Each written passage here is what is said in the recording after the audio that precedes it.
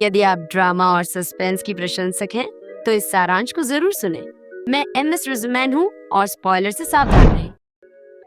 कहानी सुन शाओरू से शुरू होती है, जो एक कल्पनाशील, हमेशा मुस्कुराने वाली और थोड़ी लापरवाह लड़की है, क्योंकि एक दिन वो स्कूल जाने के लिए बहुत देर से उठती है और इस कारण वो अपने घर से भागती है, लेकिन रास्ते में वो ठोकर खाकर जमीन पर गिर जाती है। सौभाग्य से एक बहुत ही सुंदर लड़का अपना हाथ बढ़ाता है और उसे उठने में मदद करता है। हालांकि लड़कियों का एक समूह उस लड़के के पीछे भागता है, इसलिए वो और सन शाओरू भी बस में चढ़ने तक भागते रहते हैं। एक बार वहां पहुंचने पर दोनों एक दूसरे को देखते हैं और किस करने के लिए करीब आते हैं। हालांकि उनकी दुर्भाग्यवश ये सब एक सुंदर सपना था, जो केवल पहले भाग में सच होता है, यानी उसे स्कूल के लिए देर हो गई है। इसलिए वो कपड़े पहनती है और बस स्टॉप की ओर भागती है। वहाँ वो अपनी दो सबसे अच्छी दोस्तों शाओई और शू जिंगवान से मिलती है। उसके बाद वे बस में चढ़ जाती है। कुछ मिनट बाद बस एक स्टॉप पर रुकती है और वहाँ कोई और नहीं बल्कि सपनों वाला वही लड़का होता है। तब सन शाओरू ये नहीं जानती कि वो कौन है या उसका नाम क्या है, लेकिन वो उसके प्यार में पूरी तरह पागल है। हालांकि वो किसी अजीब कारण से बस में नहीं चढ़ता, जिससे हमारी मुख्य पात्र उदास हो जाती है। स्कूल पहुंचने पर प्रोफेसर उनके नए सहपाठी का परिचय कराती हैं और हैरानी की बात ये है कि वो सपनों वाला वही लड़का है। वैसे उसका नाम ओयंग युक्सियंग है। बेशक सुन शाओरू उसके करीब रहने के कारण बहुत उत्साहित हो जाती है, इसलिए वो क्लास में उसे लगातार देखती रहती है और उसके साथ कल्पनाएं करती रहती है। क्लास से बाहर निकलते समय प्रोफेसर उससे कहती है कि वो ओयंग युक्सियंग को ढूंढे और उसे उनके ऑफिस में ले आए। ये उसके लिए एक बड़ा अवसर है।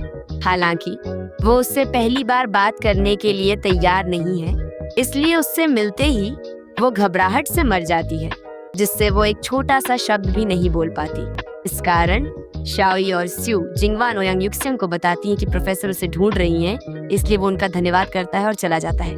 जब वो ऑफिस में होता है तो प्रोफेसर उससे पूछती हैं कि उसने सबसे प्रतिष्ठित स्कूलों में से एक से बदलकर एक ऐसे स्कूल में क्यों दाखिला लिया जो इतना अच्छा नहीं है। वो जवाब देता है कि सब कुछ उसकी माँ द्वारा व्यवस्थित किया गया था, और ऐसा जवाब देने के बाद वो तुरंत चला जाता है।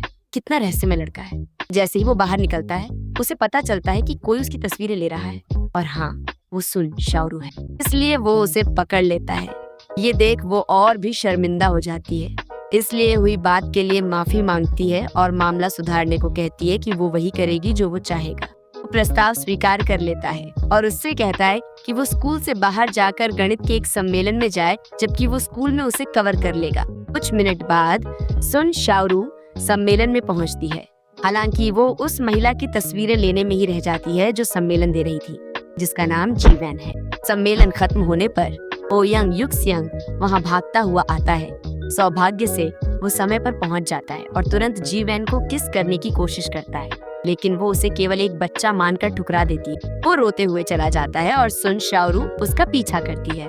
हालांकि उसे रोते हुए देखकर वो उसकी एक तस्वीर ले लेती है, क्योंकि वो उसे मजाकिया मानती है। कौन उसे समझ सकता है। अगले दिन ओयंग युक्सियंग सुन शाओरू को बताता है कि वो महिला उसके पुराने स्कूल में गणित की ट्यूटर है, जिससे यदि आपने ध्यान नहीं दिया तो उसे लंबे समय से प्यार है। हालांकि उस महिला ने उसे कभी कोई मौका नहीं दिया। उसकी माँ उसके साथ हर तरह का संबंध खत्म करने का फैसला करती है। इस कारण वो अपने पुराने स्कूल से चला गया और इसलिए वो अब उससे मिल नहीं सकता। सुन शाओरू समझ जाती है कि क्या हो रहा है, इसलिए वो उसे शांत करती है। लेकिन बाद में शाओई और शू जिंगवान उसे बताती है कि एक नया छात्र आया है। वो एक प्रसिद्ध अभिनेता है जिसका नाम चुलू है। सुन शाओरू उसे मंत्रमुग्ध होकर देखती रहती है और तुरंत उसका दिल उसके लिए धड़कने लगता है। अपना मन बनाओ सुन शाओरू। ओयंग युक्सियंग समझ जाता है कि उसे नए छात्र से प्यार हो गया है, इसलिए वो उसका ध्यान आकर्षित करने के लिए उसके ग्रेड सुधारने में मदद करने का प्रस्ताव देता है। इसलिए अगले दिन दोनों लाइब्रेरी में मिलते हैं और कुछ घंटों बाद दोनों आइसक्रीम की दुकान पर जाते हैं। सौभाग्य से वे चूलू से मिलते हैं, जो संयोगवश वहाँ काम करता है, जो सुन शाओरू को बहुत उत्साहित करता है, जो फिर से शब्दहीन हो जाती है। और अगले दिन चूलू शहर में एक जगह की तलाश में घूमता है। हमें नहीं पता कि वो क्या करने की योजना बना रहा है, लेकिन कागज के एक टुकड़े पर पता लिखा होने के कारण वो अपार्टमेंट के एक समूह के अंदर एक घर तक पहुंच जाता है। वो छिप जाता है, इसलिए वो महिला उसे देख नहीं पाती और चली जाती है। चूलू उसका पीछा करता है जब तक कि वो एक म्यूजिक बार तक नहीं पहुंच जाता, जहां वो महिला गायिका के रूप में काम करती है। वो बिना कुछ किए बार के प्रवेश द्वार से उसे देखता है। बाद में वो महिला बहुत नशे में होती है, इसलिए एक टैक्सी ड्राइवर उसे उसके घर ले जाता है, जबकि चूलू वहीं बार में खड़ा रहता है। एक और रहस्यमय लड़का। अगली सुबह सन शाओरू आइसक्रीम पार्लर में चूलू का इंतजार करती है। उसने पहले एक फूलों की दुकान के बारे में पूछा था, इसलिए वो उसे ले जाने का अवसर लेती है ताकि उसके साथ कुछ समय बिता सके। फूलों का एक सुंदर गुलदस्ता खरीदने के बाद दोनों उसके घर जाते हैं। वहाँ पहुँचने पर वो हैरान रह जाती है कि घर छत के बगल में सिर्फ एक छोटा सा कमरा है। कमरे के बीच में एक टेंट है जहाँ वो सोता है, जो उसे थोड़ा हैरान करता है। दोनों पूरी रात बात करते हुए बिताते हैं, जब तक कि देर नहीं हो जाती और वो फिर से उस महिला के घर की ओर जाता है। और वहाँ क्योंकि वो महिला नहीं है, वो दरवाजे पर फूलों का गुलदस्ता छोड़ देता है और चला जाता है। कुछ मिनट बाद वो महिला फिर से नशे में पहुँचती है और गुलदस्ता देखकर उसे ले लेती है और घर के अंदर चली जाती है। अगले दिन क्लास के दौरान सन शाओरू अपना पेन केस खोलती है और उसे एक टॉफी मिलती है। वो मानती है कि उसे वहाँ चूलू ने रखा था, इसलिए वो उससे और भी प्यार करने लगती है। इससे युक्जियांग थोड़ी जलन महसूस करती है, इसलिए वो अवकाश में शाओरू से बात करती है और बहुत सीधे तौर पर कहती है कि वो उससे प्यार करती है। हालांकि उसकी नजरें अब केवल चूलू पर हैं, इसलिए वो तेजी से चली जाती है। बाद में चूलू उस महिला की इमारत में लौटता है, बस इस बार वो उसे पार्किंग में मिलती है और हमें हैरानी होती है। वो उसे माँ कहता है, जिससे वो महिला थोड़ा मुस्कुराती है। दोनों एक छोटे से रेस्तरां में खाना खाने जाते हैं। वहाँ उसकी माँ उसे समझाती है कि जब वो जवान थी तो वो एक ग्लैमरस महिला हुआ करती थी, जब तक कि वो उस व्यक्ति से नहीं मिली जो उसका पति बनने वाला था, एक आकर्षक और बहुत अमीर आदमी। लेकिन उसका दूसरी महिला के साथ चक्कर चल रहा था। इस कारण दोनों अलग हो जाते हैं और वो चूलू को छोड़ देती है। इस कहानी को सुनने के बाद वो उसे बताता है कि वो फिर से उसके साथ रहना चाहता है। अभी उसे काम से फोन आता है, इसलिए वो चली जाती है और उसे अकेला छोड़ देती है, लेकिन उसे अपने अपार्टमेंट की चाबी दे जाती है। और इसके साथ चूलू उसके घर जाता है और प्रवेश द्वार पर उसका इंतजार करता है। कुछ मिनट बाद उसकी माँ हमेशा की तरह नशे में पहुंचती है और बमुश्किल खड़ी हो पाती है।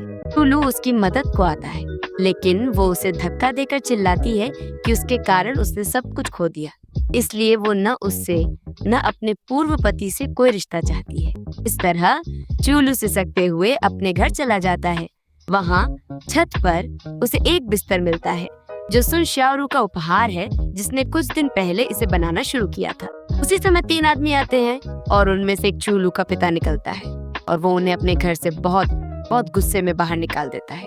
अगले दिन वो और सुन शाओरू खाना और कप खरीदने के लिए सुपरमार्केट जाते हैं। इसके अलावा वो उससे कहता है कि वो भौतिक चीजों पर आधारित दोस्ती नहीं चाहता और इसलिए वो उसे बिस्तर के पैसे देगा या उसे लौटा देगा।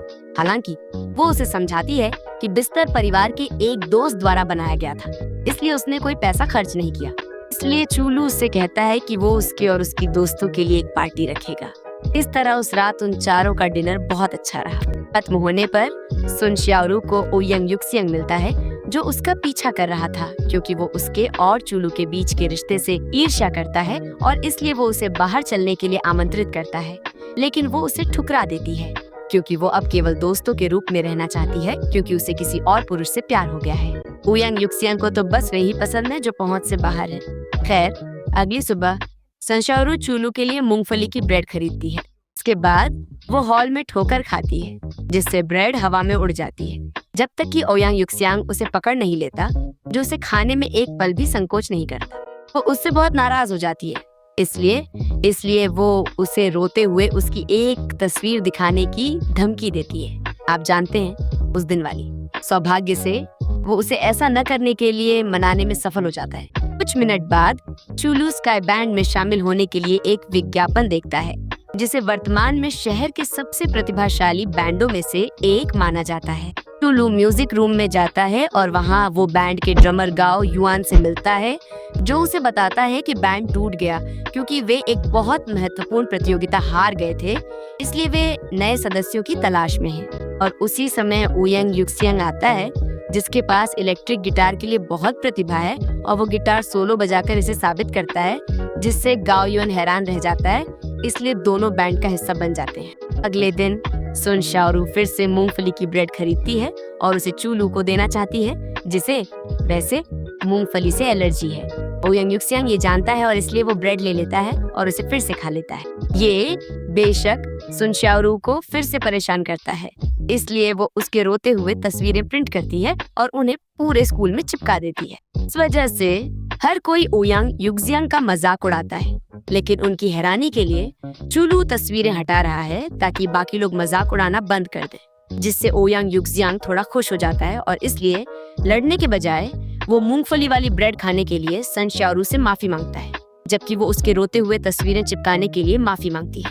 इसलिए एक बार माफ कर दिए जाने के बाद दोनों फिर से दोस्त बन जाते हैं और अगली सुबह सन शाओरू चूलू को प्यार करने के लिए दृढ़ संकल्पित होकर उसके लिए शहद की एक बोतल तैयार करती है, क्योंकि उसके हाथ बहुत ठंडे रहते हैं और ऐसा लगता है कि शहद उसे मदद करता है। वह जार को आइसक्रीम की दुकान पर ले जाती है और देखती है कि वहाँ एक कर्मचारी की तलाश का पोस्टर लगा है, इसलिए वो नौकरी ले लेती है ताकि उसके करीब रह सके। और जब वो काम पर आता है तो वो उसे शहद दे देती है। हालांकि वो शहद का जार अपनी माँ के लिए छोड़ देने का फैसला करता है, इसलिए वो उसे उसके घर के दरवाजे पर छोड़ देता है। अगले दिन अफवाह फैलती है कि सन शाओरू चूलू के साथ रिश्ते में है, इसलिए स्कूल के बाथरूम के बाहर कई लड़कियां उस पर हमला कर देती हैं। सौभाग्य से शाओबिन और सू जिंगवान अपनी सहेली का बचाव करती हैं, लेकिन उन्हें प्रिंसिपल के ऑफिस ले जाया जाता है।